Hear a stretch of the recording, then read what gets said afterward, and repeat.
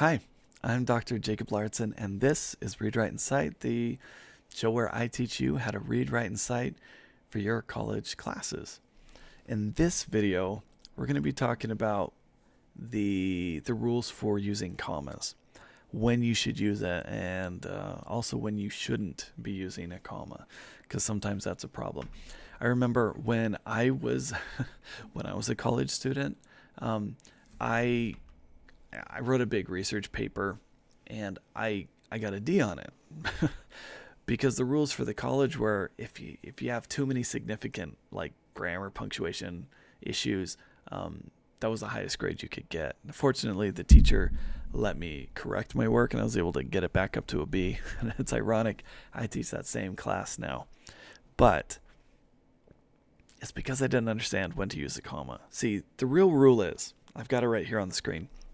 Commas, their job is to separate items in a list, starting at 3 or more, or to separate clauses in a sentence, or, sometimes random things like in dates and stuff like that. But this is what commas do. They're a visual clue that things are supposed to be separated, or like this belongs over here, or this belongs over here. What a lot of teachers say is a really bad rule that's confusing, and it misled me, and maybe it's misled you. Teachers will say something like, well, you put commas anywhere you would take a breath. Well, you could take a breath anywhere. And I got really confused. So I put commas everywhere. I thought I was being creative. I thought it was like an option. No. There's really specific places commas should go because they help to organize information for your reader so that they know, okay, this goes with this goes with this is a list. These are just separate parts of a sentence. That's what commas do. That's what commas are supposed to do. If you just put them anywhere where you would take a breath for, dramatic effect, you're going to end up with a lot of really bad commas and maybe even get a bad grade on an assignment. So let's talk about how to actually do this, okay? All right, so let's talk about items in a list. Here we have a sample sentence. He went to the store to buy candy, flowers, and a card. Well, I've got a list. I've got 3 things. So you can see I've got 1, 2, 3, candy, card, flowers. Oh, sorry, I said those backwards. Candy, flowers, card. But you notice I also added the word and. And in the middle. I needed that conjunction in there as well before the last item in the list. If I just list them by itself, it's not going to work, right? It's not grammatically correct. So I've got a comma here, and here. Now, some people debate about whether that second comma is necessary or not. They call this the Oxford comma. I'm not going to solve that problem. I'm not going to get into that debate. But when you put the comma before the conjunction, we call it the Oxford comma. Either do it or don't do it. Just be consistent. That's what I say. All right, moving on. Here's another sentence. We have the tall, dark, and handsome man. Ooh. Again, we have another list. This time, we're not listing nouns. We're listing adjectives that are describing a noun. So, tall, dark, handsome. Again, we put a conjunction because it was necessary, and they're describing the man. But because I have three items in a list, I put a comma between them. Make sense? It's not for dramatic effect. It's not where I'd take a breath. Tall, dark, and handsome. No, right? It helps me to see the difference between tall and dark and handsome. That's what they do. So we put them there. Okay. The other situation is when I have clauses in a sentence. If you're not sure what a clause is, I have other videos that explain everything about clauses. Maybe you want to check one of those out. But in general, if you've got 2 independent clauses, or you've got a dependent and an independent clause, and you need to separate them, you're probably going to use a comma in most cases. So we have a sample sentence. Before his date, the man brushed his teeth. Probably a good idea. Okay, so we have before his date, comma,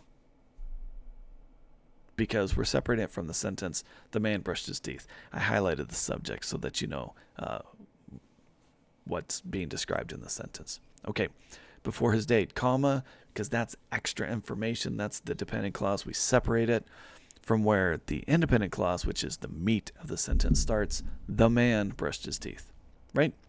Before his date's kind of extra. We want to separate that. So we do it with a comma, because that's what commas do. Okay, keeping with our theme, here's another sentence. The star-crossed lovers, young and impatient, decided to get married. That's Romeo and Juliet, right? Okay, so we've kind of got extra information in the middle. Now, the actual sentence, the independent clause is, the star-crossed lovers decided to get married. But then we took this extra chunk of information, young and impatient, we stuck it in the middle, but we have to separate it so that we know where it starts and stops. It's extra, and so we put a comma before young and another comma after impatient.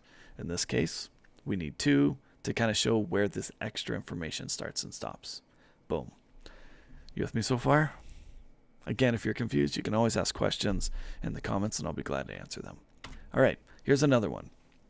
Juliet woke from her dream to find her lover, Romeo, stabbed in the heart.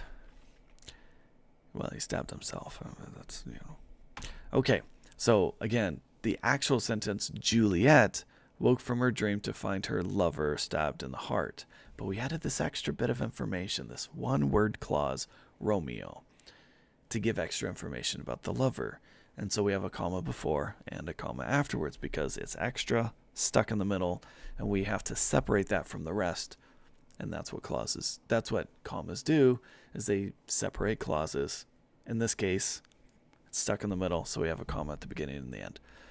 I hope this is helping to explain that there's actually specific places. There's a reason why you use a comma, and it's not some mystery or emotional thing that you decide wherever you want it to be. Okay? All right, so let's review. Commas separate items in a list of 3 or more items. If you've just got 2 things, no need for a comma. Conjunction is probably good there. They also separate clauses in a sentence like we talked about. So what do? Well, you're going to have to recognize lists of 3 or more items so that you can separate them. You also have to recognize which clauses should be separated, right? If it's a dependent clause at the beginning of a sentence, separate it. If it's a dependent clause kind of stuck in the middle of a sentence, separate it. If it's extra stuff at the end, if it needs to be separated, you separate it, right? And if you're not sure, I've got other videos that explain the difference between all our other kinds of sentences and clauses as well that explain that. So I hope this video was helpful. If you have questions, like I said, you can ask me in the comments below. You can also check out more of our videos on this channel, Read, Write, and Cite, or you can go to our website, carpeandzen.com. I hope that this video was helpful to you. I know that this was, understanding this really helped me to improve my writing and helped me to explain things to my students as well. I hope this was helpful to you. Thank you for watching this video. I'm Dr. Jacob Lauritzen. This is Read, Write, and Cite. I hope to see you in the next video. Bye.